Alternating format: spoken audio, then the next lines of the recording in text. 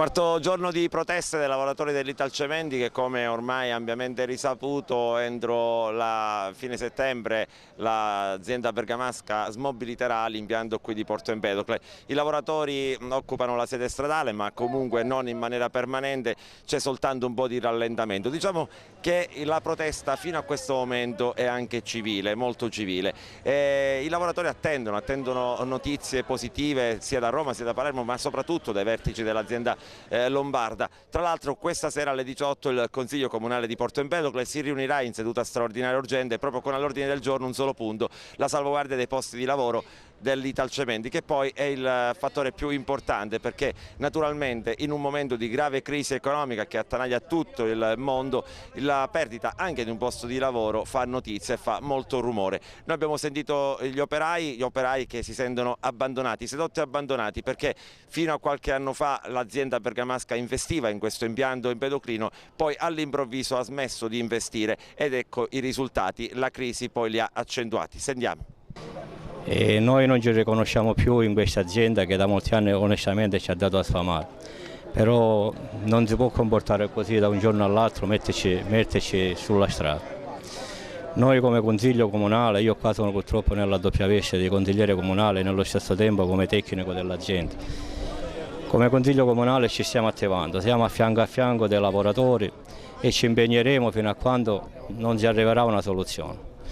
Siamo fermi anche come amministrazione comunale e assieme ai lavoratori che hanno preso la decisione, abbiamo preso la decisione che non perderemo sicuramente la dignità accettando un eventuale centro di macinazione. Questo non può assolutamente esistere. Si è arrivati a questo punto perché praticamente l'azienda stessa in tutti questi anni, dopo 40 anni, che ha usato il nostro territorio come fonte di ricchezza per prendere soldi, andarli a investire in posti dove a noi sicuramente non abbiamo nessun tipo di resoconto.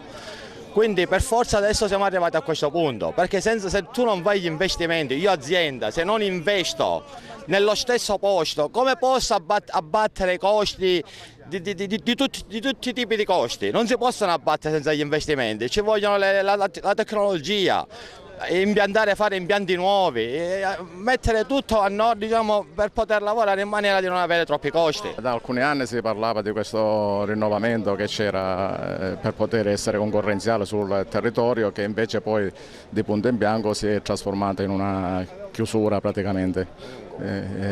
Quindi stiamo vivendo questa situazione un po' critica che speriamo si evolva bene. Sì, ci hanno abbandonato totalmente, perché noi qua 44 anni, qua loro hanno preso di tutto di noi qua e nell'arco di 2 ore subito hanno chiesto di fare una chiusura, ma qua ci siamo 400 operai e non si può dire andate a casa.